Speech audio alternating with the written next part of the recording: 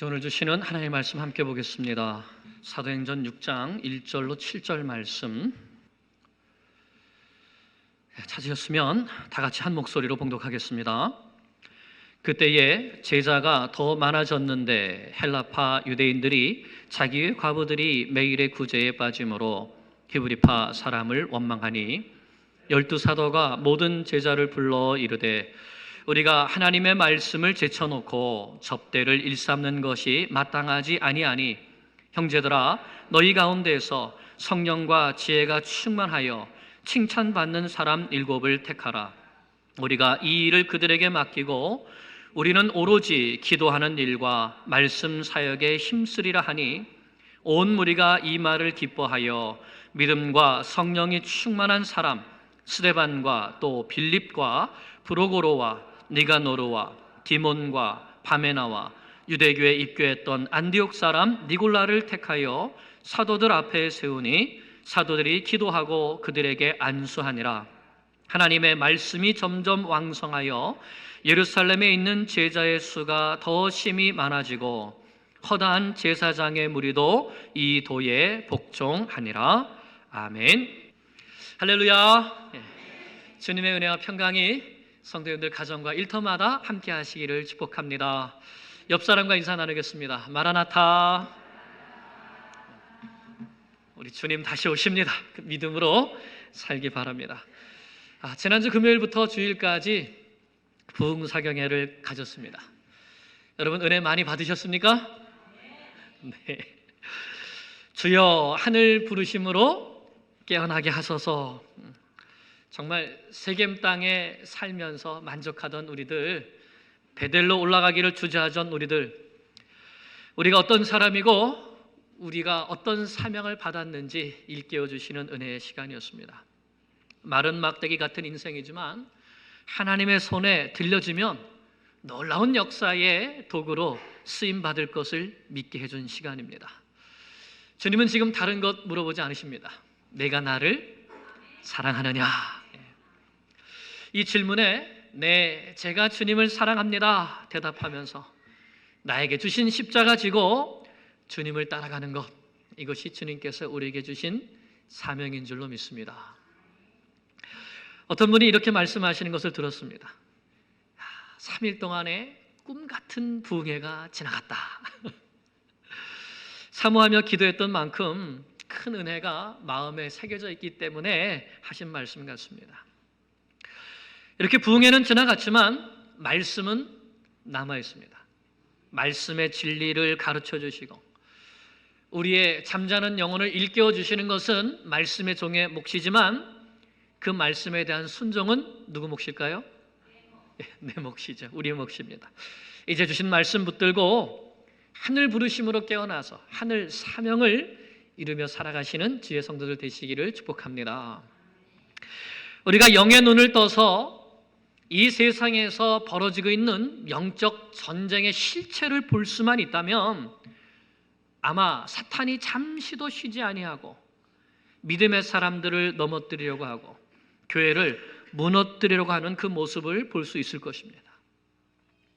왜 우리 하나님께서 졸지도 아니하시고 주무시지도 아니하시면서 택하신 자들을 지켜주시고 보호해 주시는가? 한편으로는 우리 원수 마귀가 잠시도 쉬지 않기 때문이기도 할 것입니다.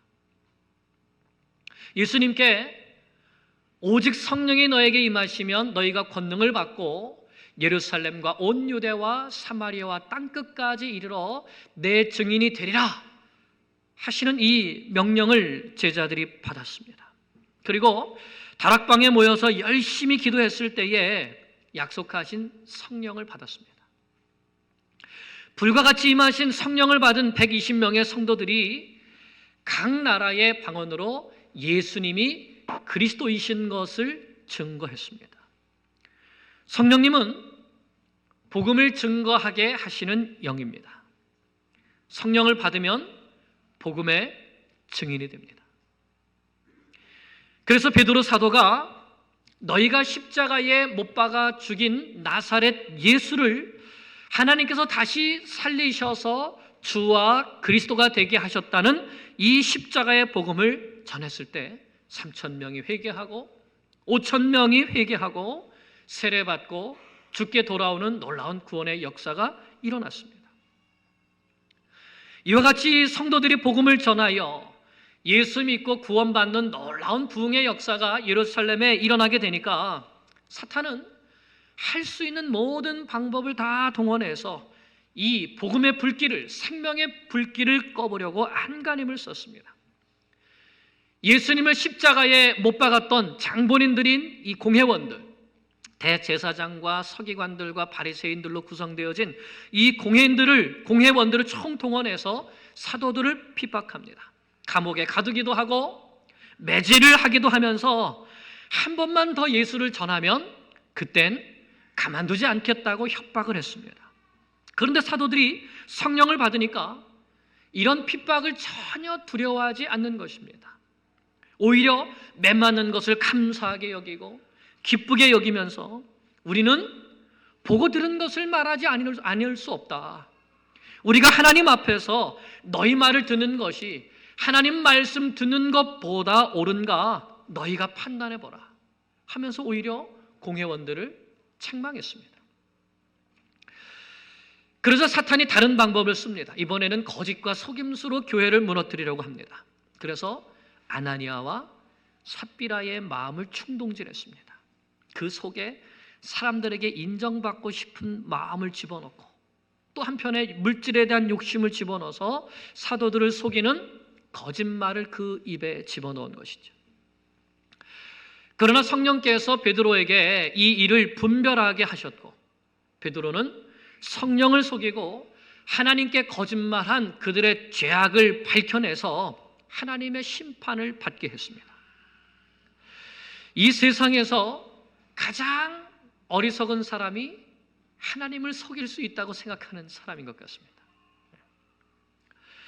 하나님은 우리 마음의 중심이 어디에 있는지 다 아십니다. 나의 앉고 일어섬을 아시며 내 모든 생각도 다 아시는 분이 하나님이십니다. 그러니까 우리가 찬양을 해도 진심으로 하고 기도를 드려도 진정해서 우러나오는 그러한 기도를 드릴 때 하나님께서 받으시는 것입니다. 이렇게 사탄이 교회를 무너뜨리려고 또 복음 역사를 무너뜨리고 싶은데 자기 뜻대로 안 되고 핍박을 해도 안 되고 유혹을 해도 안 되고 오히려 성령께서 강하게 교회를 붙들고 계시니까 이제 사탄이 또 다른 방법을 생각해냈습니다. 그것이 무엇인가 하면 원망입니다. 사탄이 교회를 무너뜨리려고 쓰는 방법, 교회 안에 원망을 심고 불평을 심는 것입니다. 사실 그래서 출애굽하고 홍해에서 구원받은 이스라엘 백성들이 광야에서 다 죽게 된 것이죠. 원망하다 죽었고 불평하다 죽었습니다. 그 방법을 다시 초대교회에 쓴 것입니다. 1절을 보겠습니다. 같이 읽습니다. 그때에 제자가 더 많아졌는데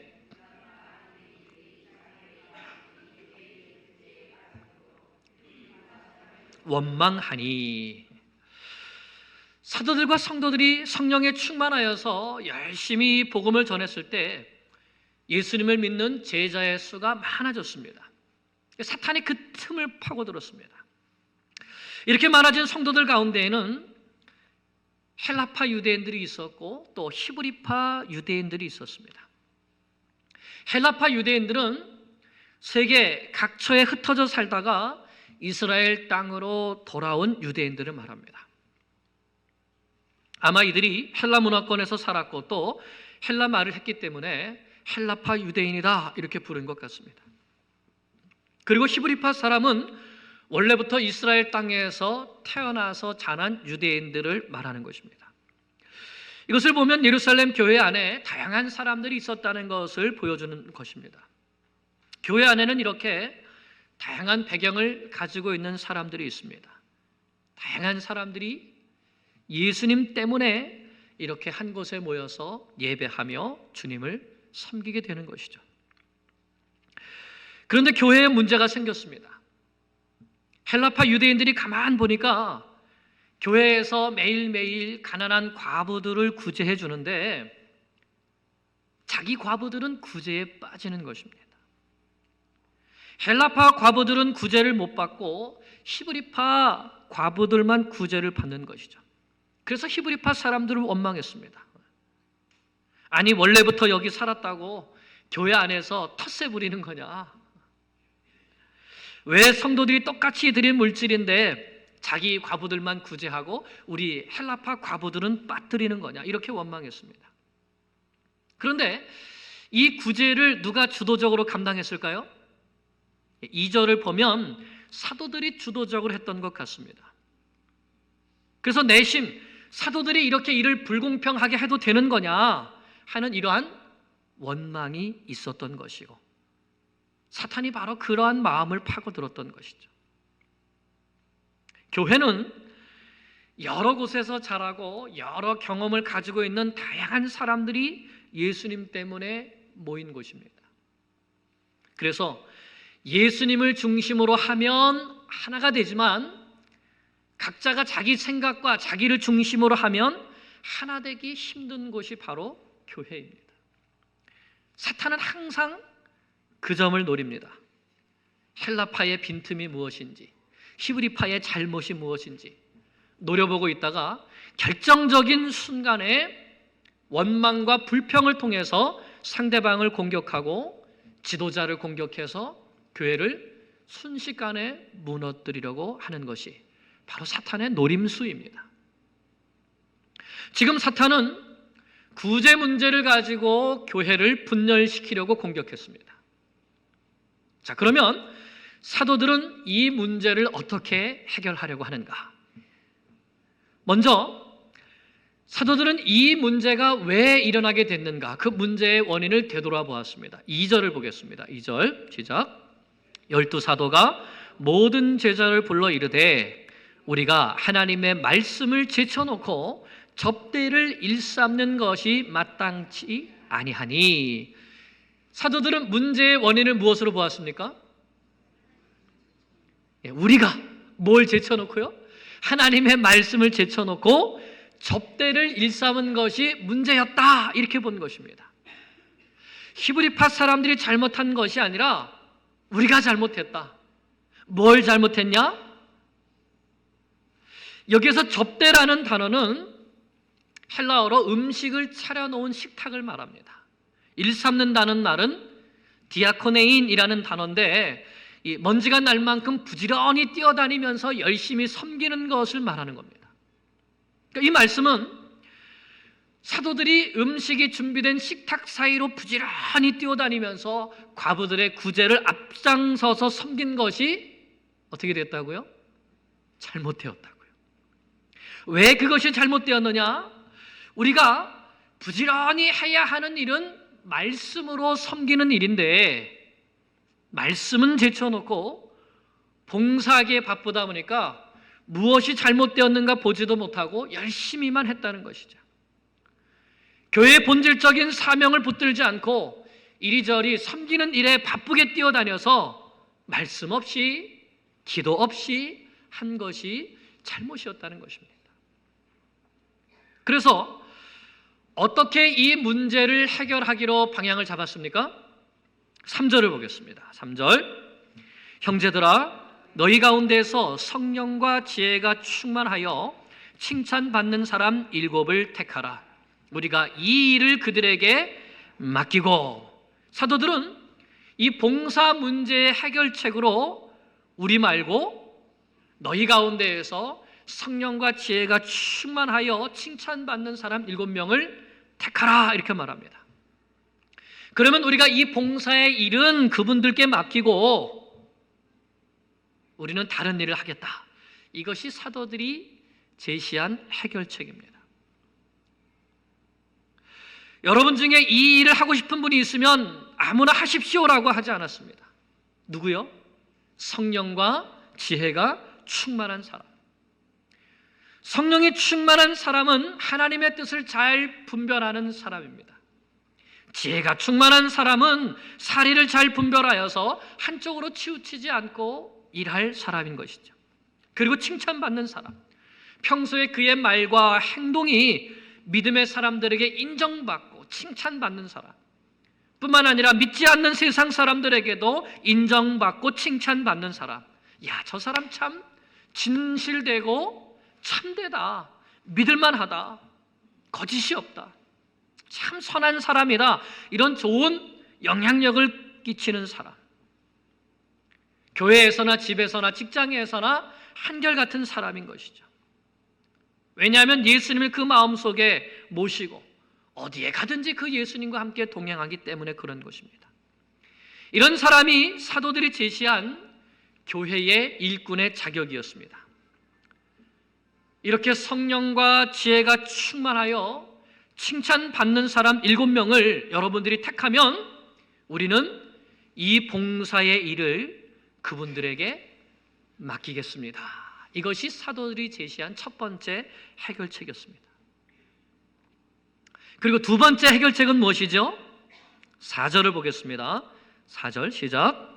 우리는 오로지 기도하는 일과 말씀 사역에 힘쓰리라 하니. 보통은 첫 번째 해결책을 제시하고 거기서 끝내기가 쉽습니다. 구제하다가 문제가 생겼으니까 히브리파 과부나 헬라파 과부나 차별 없이 공평하게 구제할 사람을 찾아서 그 사람에게 맡기면 되지 하고 끝낼 수 있습니다. 그런데 사도들은 이 문제의 뿌리로 한 걸음 더 들어간 것이죠. 왜 이 문제가 생겼는가? 왜 구제 문제로 교회에 원망이 생겼는가? 바로 사탄이 이 일 가운데 틈타고 있는 것을 발견한 것입니다. 그러면 왜 사탄이 이 선한 사고로 말미암아 틈을 탔는가? 그 이유가 무엇인가? 우리가 사도들이 기도하는 일과 말씀 사역에 힘쓰지 못했기 때문이다. 교회 안에 여러 가지 해야 할 일들이 많아서 여기저기 쫓아다니고 또 바쁘게 일하다 보니까 말씀과 기도를 놓쳤고, 그러다 보니 사탄이 틈타서 교회 안에 원망과 분열을 일으켰다 하는 것을 깨달았던 것입니다. 그래서 사도들은 우리는 오로지 기도하는 일과 말씀 사역에 힘쓰겠다 하고 결단했습니다. 여기에서 힘쓰리라 하는 이 말은 여기에 머물러 있겠다, 이것을 굳게 잡겠다, 이것만 꾸준히 계속하겠다, 이런 뜻입니다. 사실 이제까지 사도들은 말씀과 기도에 머무르면서 말씀과 기도를 굳게 잡아왔습니다. 초대교회가 탄생하게 된 오순절 성령 강림 사건도 예수님의 말씀을 붙들고 기도할 때 일어난 사건이었습니다. 3,000명, 5,000명이 회개하고 큰 부흥의 역사를 일으킨 것도 말씀을 전하고 부지런히 기도할 때 일어난 역사였습니다. 그런데 교회에 구원받은 사람들이 많아지고 섬김의 필요가 많아지고 여기저기 부르는 사람들이 많아지고 해야 할 일도 많아졌을 때 말씀도 놓치고 기도도 놓쳤던 것이죠. 부지런히 뛰어다니며 일했는데 사탄은 바로 그 틈을 노리고 원망과 분열을 심었던 것입니다. 그래서 다시 결단한 것입니다. 우리는 오로지 기도하는 일과 말씀 사역에 힘쓰겠다. 여러분, 오로지가 무슨 뜻입니까? 오로지. 네, 오직 다른 일에 마음 뺏기지 않고 이것 한 가지만 붙들겠다 하는 것이죠. 그것이 무엇입니까? 말씀과 기도입니다. 예루살렘 교회를, 하나님의 교회를 사탄이 틈타지 못하도록 말씀 중심의 교회로 세우겠다, 기도 중심의 교회로 세우겠다, 이렇게 결단한 것입니다. 사실 헬라파 유대인들은 사도들이 구제 문제를 공평하게 해주기를 원해서 이 문제를 터뜨린 것입니다. 사도들에게 당신들이 이 문제를 일으켰고 당신들이 지도자들이니까 당신들이 해결하라 한 것이죠. 근데 사도들은 자기들이 해결하겠다고 하는 겁니까? No, 우리가 하지 않겠다는 것이죠. 아니다, 우리가 방향을 잘못 잡았다. 봉사의 일은 여러분이 성령이 충만하고 지혜가 충만하고 칭찬받는 사람 7명을 택해서 그들에게 맡기십시오. 우리는 오직 기도하는 일과 말씀 사역에 힘쓰겠습니다. 이것이 사도들의 결단이었던 것입니다. 이거 참 목회자로서 내리기 쉽지 않은 결단입니다. 왜냐하면 교회에는 늘 일이 많고 또 그 많은 일들을 다 누가 해주기 바라냐면 목사님이 해주세요 이렇게 바라기 때문에 그렇죠. 그래서 어떤 때는 제 몸이 하나만 더 있으면 좋겠다 이런 생각이 들 때도 있습니다. 여기도 가야 되고 저기도 가야 되고 말씀도 묵상해야 되고 준비해야 되고 제자 훈련도 인도해야 되고 여러 섬기는 일들도 있고 몸이 하나만 더 있으면 더 잘할 수 있을 텐데 하는 마음이 있습니다. 그러나 목회자가 모든 곳에서 모든 일을 다 할 수는 없습니다. 또한 그것은 하나님의 뜻도 아니지요. 사도들은 그것을 붙들었던 것입니다. 나의 부르심, 하나님이 왜 나를 사도로 부르셨는가, 말씀을 전파하라고, 그리고 그것을 위하여 기도하라고. 그래서 그 부르심을 붙들었을 때에 망설임 없이 봉사와 섬김의 일은 7 집사님을 세워서 맡기고 우리는 오로지 기도하는 일과 말씀 사역에 전념하기로 결단한 것입니다. 그런데 놀라운 것은 예루살렘 교회 성도들의 반응입니다. 5절을 보겠습니다. 5절을 보니까 온 무리가 이 말을 기뻐하여 어떻게 했다고요? 기뻐했다고요. 여러분, 만약 제가 오늘부터 저는 기도하는 일과 말씀 전하는 이 사역에 전념하겠습니다, 다른 모든 일들은 우리 장로님들과 안수 집사님들에게 의논해 주시고 함께 해주세요 하시면 여러분 기뻐하시겠습니까? 아멘. 그런데 초대교회 성도들은 온 무리가 이 말을 듣고 기뻐했습니다. 봉사의 일은 우리 가운데서 성령과 지혜가 충만한 분 7분을 뽑아서 우리가 할 테니까 사도들은 기도하는 일과 말씀 전하는 이 일에 힘써 주십시오 라고 하는 것이죠. 그게 좋겠다는 것입니다. 아마 이 성도님들 중에서도 그래도 몇 명은 아니 그렇게 해서 교회가 돌아갈까? 이 일이 제대로 될까? 염려할 만도 한데 그런 사람이 없었습니다. 왜냐하면 이 방향은 성령님께서 주신 방향이기 때문입니다. 그리고 온 교회가 성령님의 방향에 순종했기 때문인 것이죠. 성도들을 돌보는 일은 우리가 하겠습니다. 사도들은 말씀과 기도에 전념해 주십시오. 그리고 정말 성령께서 주신 방향대로 순종했습니다. 다시 5절 6절 보겠습니다. 온 무리가 이 말을 기뻐하여 믿음과 성령이 충만한 사람 스데반과 또 빌립과 브로고로와 니가노르와 디몬과 바메나와 유대교에 입교했던 안디옥 사람 니골라를 택하여 사도들 앞에 세우니 사도들이 기도하고 그들에게 안수하니라. 정말 이 말씀대로 교회가 믿음과 성령에 충만한 7사람을 택했습니다. 스데반, 빌립, 브로고로, 니가노로, 디몬, 바메나, 니골라. 이들을 선택했던 기준에 인간적인 조건은 하나도 없었습니다. 얼마나 배웠냐, 얼마나 가졌냐, 무슨 일을 하는 사람이냐, 이런 건 하나도 없습니다. 믿음과 성령이 충만한가, 지혜가 충만한가, 사람들에게 칭찬받는 사람인가, 이것뿐이었습니다. 이분들의 믿음이 어떤 수준이었는지 우리가 몇 사람만 살펴봐도 알 수 있습니다. 첫 번째 나오는 스데반 집사님은 어떤 분이죠?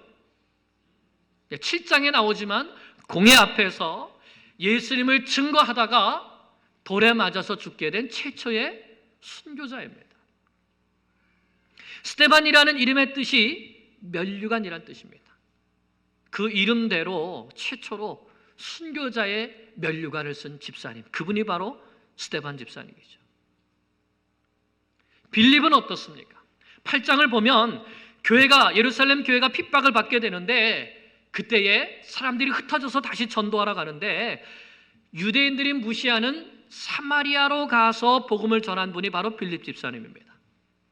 그래서 이 빌립을 통해서 사마리아에 큰 부흥이 일어났는데, 성령님께서 그 사마리아 사역은 놔두고 광야로 가라 그럽니다. 그래서 광야로 가서 에디오피아 내시에게 복음을 전했습니다. 성령이 가라고 하시면 가고 서라고 하시면 서고, 이렇게 충성스러운 사람이 바로 빌립 집사님이었습니다.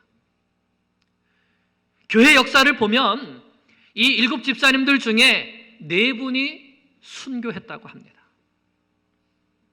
하나님의 교회는 독불장군의 역사가 아닙니다. 동력의 역사이죠.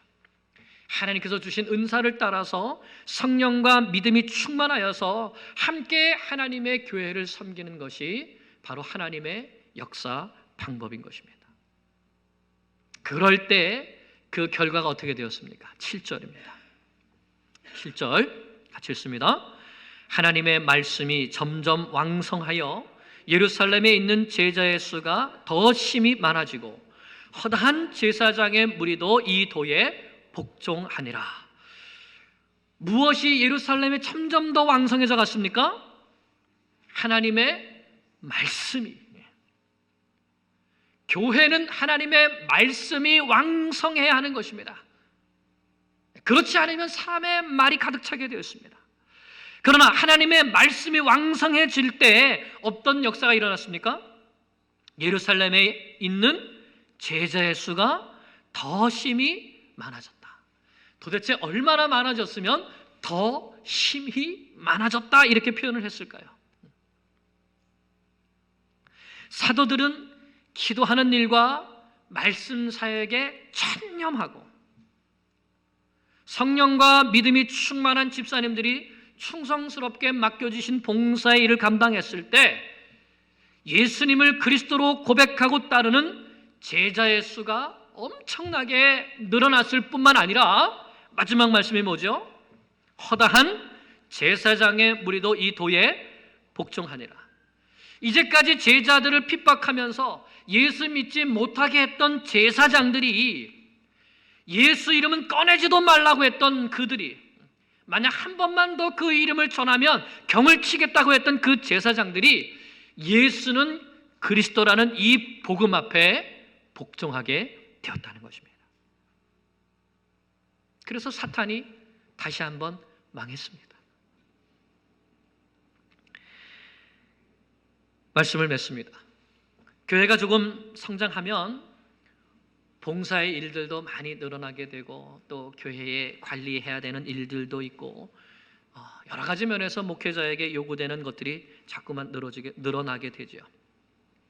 사람이 많아지면 개인적인 요구도 늘어나고 또 교회 밖에서 뉴욕 교회에서 이것도 좀 해달라 하는 이런 요구들도 커지게 됩니다. 만약에 목사가 오라는 모임에 다 나가고 만나지 않은 사람 다 만나면 어떻게 될까요? 자연히 말씀과 기도는 뒷전으로 밀릴 수밖에 없습니다. 사도들이 그것을 깨달은 것입니다. 그래서 오로지 기도하는 일과 말씀 사역에 힘쓰리라고 결단한 것입니다. 아무도 이것을 문제 해결의 방법이라고 생각하지 않았습니다. 아니, 말씀과 기도에 전념하는 게 이게 어떻게 문제 해결의 방법이냐? 그러나 성령님께서 이것이 방법이라고 인도해 주셨고 온 교회가 그것을 기뻐하면서 받았던 것이죠. 교회가 성장하면 일어나는 문제가 또 있습니다. 자꾸만 이렇게 분파가 생기는 것이죠. 히브리파 유대인, 헬라파 유대인. 그 당시 초대교회가 수만 명 모이는 교회였는데 그 교회에서 헬라파, 히브리파 두 파만 있으면 그래도 괜찮은 것 아닙니까? 하지만 초대교회에도 이런 문제가 있었다면 오늘날 교회에도 이런 문제가 있는 것이 어떻게 보면 당연해 보이기도 합니다. 어디 출신이세요? 어디에서 오셨습니까? 전 원래부터 순장 출신인데요. 나갔다 왔냐 안 나갔냐. 사탄은 이렇게 다른 점, 아픈 점, 이런 점을 자꾸 파고들어서 편을 가리려고 하죠. 그러나 예수님은 그렇기 때문에 서로 사랑하라라고 하셨습니다. 서로의 허물을 덮어주라고 하셨죠. 서로 짐을 지라고 하셨습니다. 원망하지 말고 불평하지 말라는 것이에요. 그래서 여러분, 우리가 믿음의 삶을 살다가 자꾸만 내 마음속에서 원망이 일어나고 불평이 일어나면 어떻게 생각해야 될까요? 띵동, 사탄 왔습니다, 이렇게 생각하면 되는 거예요. 사탄이 방문한 것이죠. 원망을 심고 불평을 심어서 교회의 하나됨을 깨트리고 우리의 믿음을 떨어뜨리려고 하는 사탄의 전략인 것입니다. 그럴 때, 야, 이 사탄이 지금 내 마음의 초인종을 눌렀구나 생각하시고 기도하시고 예수님을 닮은 사랑의 마음을 주셔서 서로 짐을 지게 될 때에 하나됨을 이루어갈 수 있는 것입니다. 사랑하는 여러분, 우리 뉴욕교회가 성령의 인도하심을 받아서 바로 이와 같은 교회가 되기를 간절히 기도합니다. 교역자들은 기도하는 일과 말씀을 전파하는 이 일에 온 힘을 기울이고 성도들은 그것을 기뻐하면서 교회의 일꾼들을 세우면서 열심히 주를 섬기고 봉사하는 일을 감당할 때에 하나님의 말씀이 온 예루살렘에 왕성하여서 더 심히 많은 제자들이 늘어났던 것처럼 우리 교회를 통해서 하나님의 말씀이 이 뉴욕 땅에 왕성하게 되어서 제자의 수가 더 심히 많아지고 예수님을 반대했던 사람들도 이 도에 복종하는 놀라운 성령의 역사가 우리를 통하여서 일어나게 되기를 간절히 축원합니다. 기도드리겠습니다.